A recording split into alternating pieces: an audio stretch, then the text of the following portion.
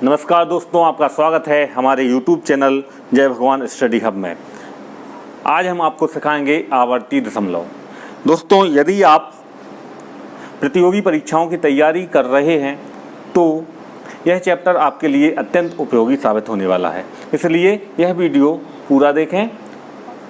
और यदि आपको वीडियो पसंद आता है तो वीडियो को लाइक करें, और यदि आप हमारे चैनल पर नए हैं तो हमारे चैनल को सब्सक्राइब करें। तो चलिए पहले समझते हैं आवर्ती दशमलव क्या कहलाता है। तो सबसे पहले यहाँ पर हम देखें, मान लो यहाँ 2/3 लिखे हुए हैं, तो इसको दशमलव रूप में बदलना आप सभी जानते होंगे। आप क्या करेंगे, 3 का भाग 2 में देंगे, है ना।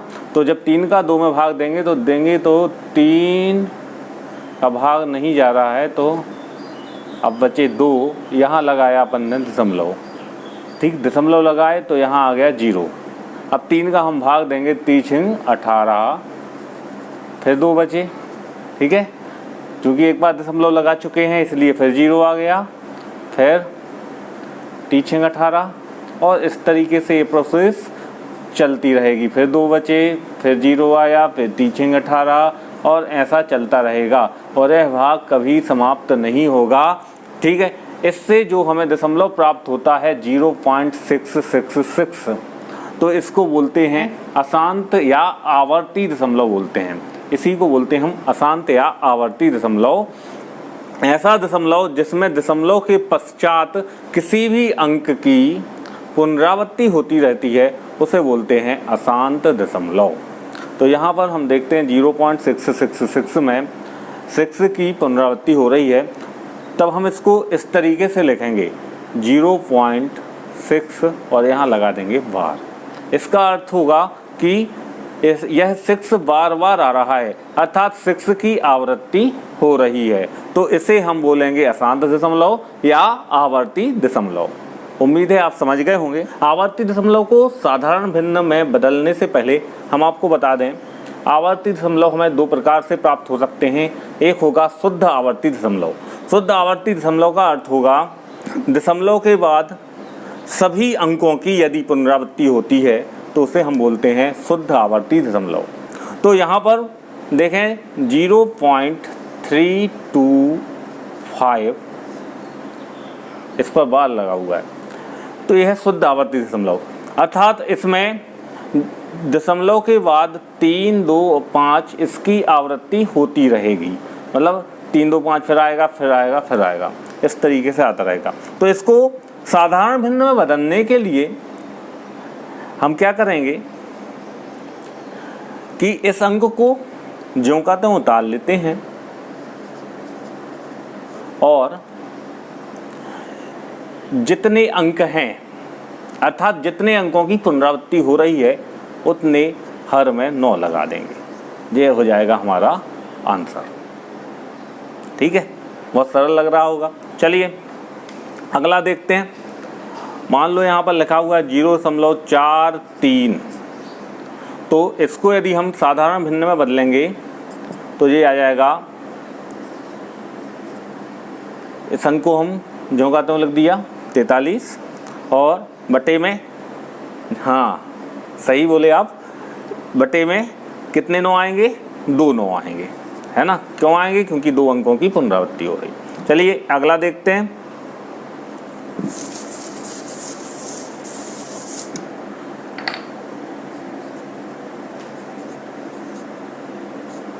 अब हमें इस तरीके से लिखा है 5.32, इस पर लगा हुआ है दशमलव के बाद जो अंक है इसको भी हम शुद्ध पुनरावृत्त दशमलव, शुद्ध आवर्ती दशमलव बोलेंगे। क्यों, क्योंकि यहाँ पर दशमलव के बाद अंकों की पुनरावृत्ति हो रही है। तो इसके लिए भी हम क्या करेंगे, पहले अंक को हमने पूरा का पूरा ज्यों का त्यों लिख दिया। अब जितने अंकों की पुनरावृत्ति हो रही है उसको छोड़कर बाकी का अंक हम, जैसे यहाँ पर 5 दिख रहे हैं, इसको हम इसमें से घटा देते हैं, ठीक है। और बटे में, क्योंकि हम पढ़ के आए हैं कि शुद्ध पुनरावृत्त दशमलव में क्या करते हैं, दशमलव के बाद जितने अंकों की पुनरावृत्ति होती है उतने नीचे हम 9 लगा देते हैं। तो यहाँ पर दशमलव के बाद 2 अंकों की पुनरावृत्ति हुई थी तो हमने यहाँ पर 2 9 लगा दिए, ठीक है। समझ में आ रहा। 532 में से 5 गए तो आ गए 527/99, इसका आ गया आंसर। चलिए अगला देखते हैं।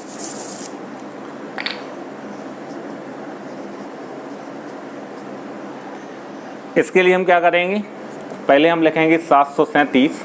737 में से कितने घटाएंगे, 7 घटाएंगे और बटे में कितने आ जाएंगे, क्योंकि यहाँ पर 2 अंकों की पुनरावृत्ति दशमलव के बाद, इसलिए 2 9 आ गए। तो 737 में से 7 गए, 730/99, यह हो गया हमारा आंसर।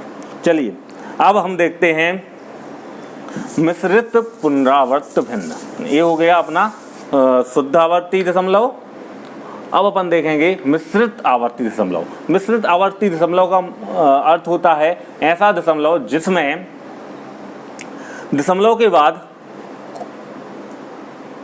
कुछ अंक जो के तो रहते हैं, लेकिन कुछ अंकों की पुनरावृत्ति होती है। जैसे यहाँ पर लिखा है 0.354, यहाँ पर 5 4 3, यहाँ पर जो का तो रहेगा 3, 0.3 5 4 5 4 5 4 5 4, इस तरीके से है दशमलव हमें प्राप्त होगा। तो इसको यदि हमें साधारण भिन्न में बदलना है तो हम क्या करेंगे, पहले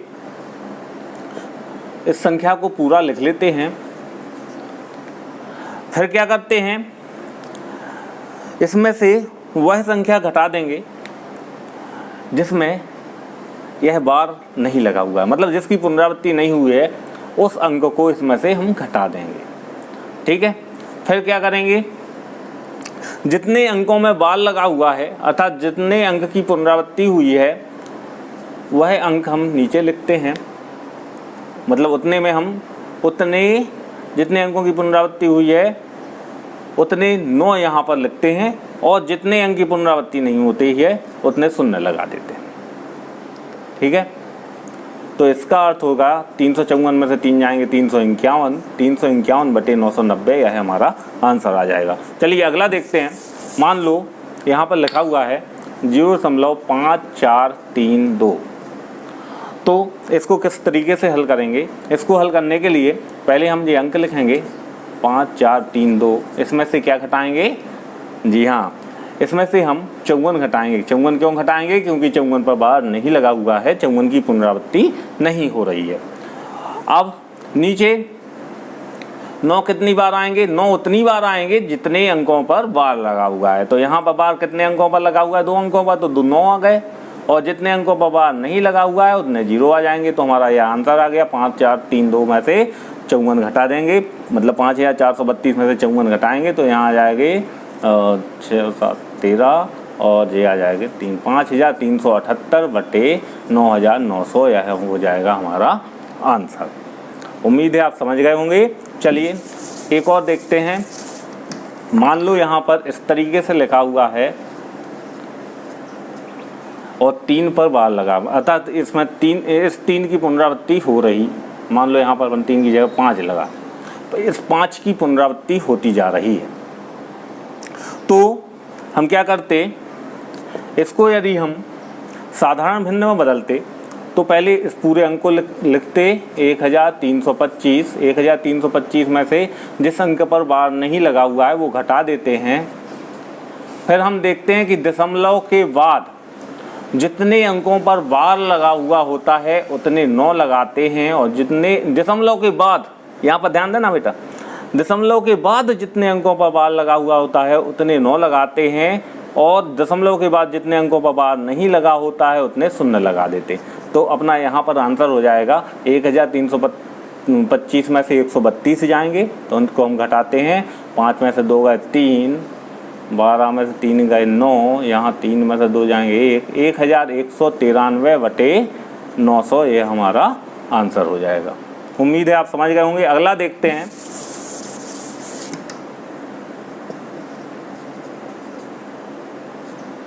इसमें हम क्या करेंगे, पहले पूरा अंक जो का त्यों लिखा, इसमें से क्या घटाएंगे, जितने अंकों पर बार नहीं लगा हुआ।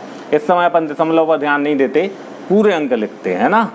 तो हम 1432 में से क्या घटाएंगे, 14 घटाएंगे, और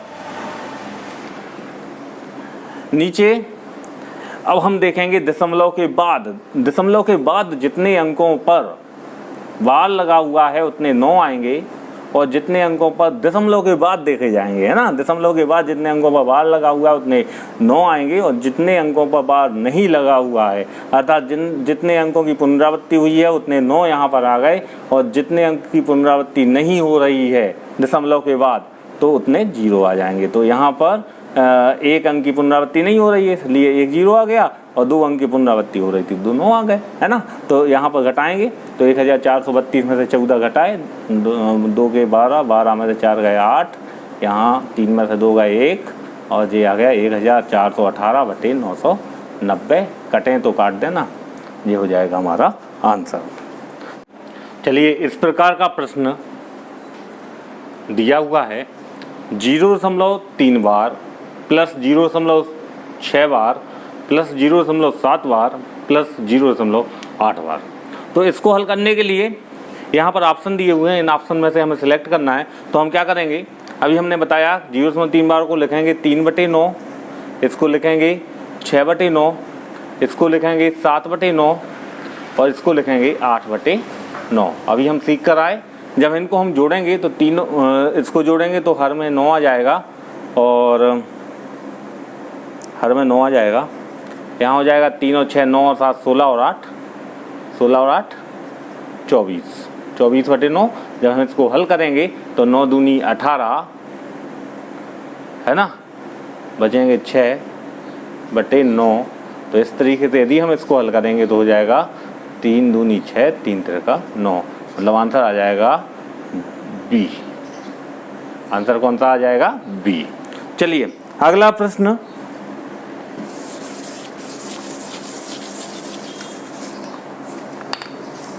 अगला प्रश्न है 0.2 बार प्लस 0.8 बार प्लस 0.5 बार प्लस 0.6 बार, इसको हल करना है।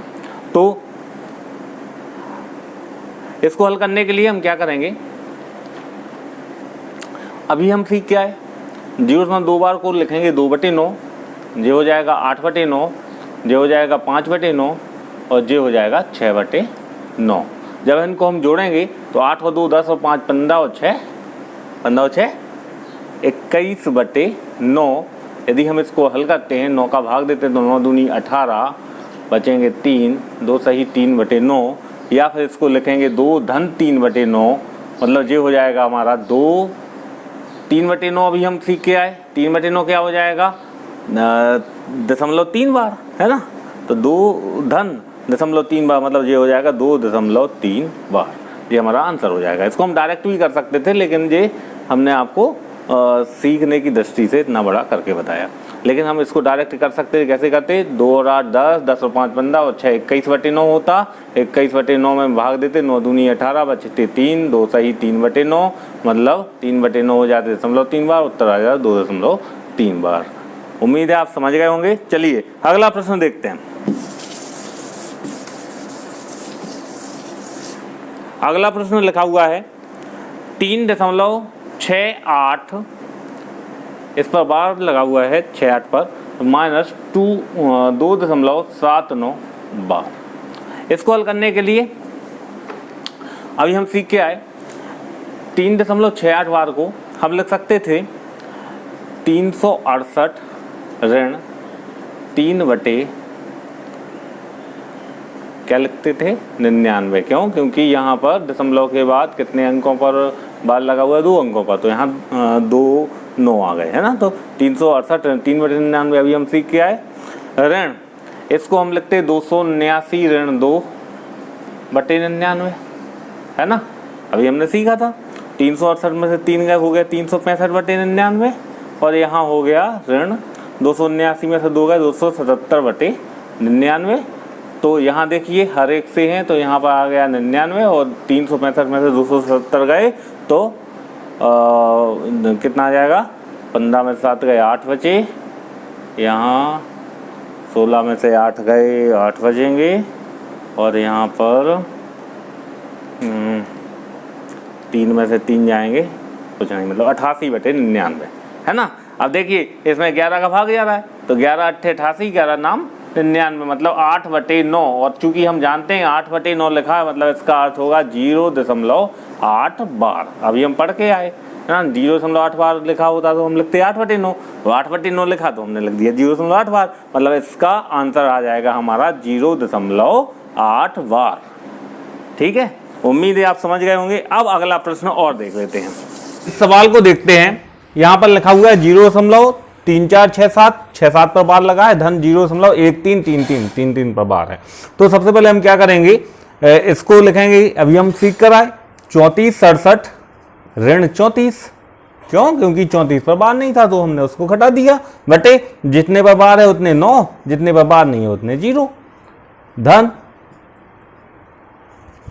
इसको लिखा अपन ने 1333। इसमें से कितने घटाएंगे? जी हाँ, 13 घटाएंगे। क्यों घटाएंगे? क्योंकि 13 पर बार नहीं था, बटे जितने पर बार है उतने 9 लगा देंगे। कितनों पर बार है? 2 पर, तो 2 9 लगा दिए, और 0 कितने लगाएंगे? 2। ये आ गया बराबर।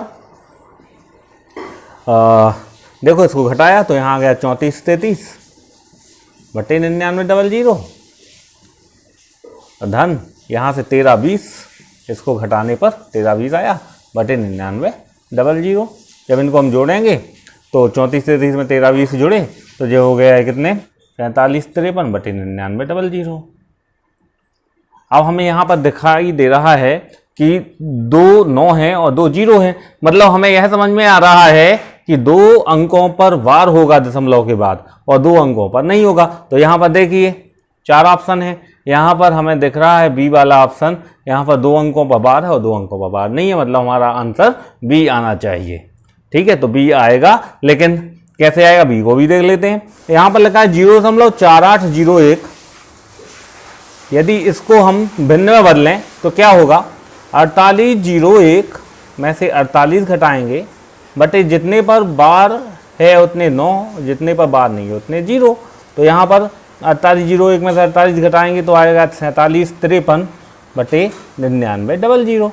मतलब हमारा आंसर क्लियर हो गया। यहाँ भी 4753 बटे 9900 लिखे, मतलब हमारा आंसर हो जाएगा 0.4801 पर बार। ठीक है, उम्मीद है आप समझ गए होंगे।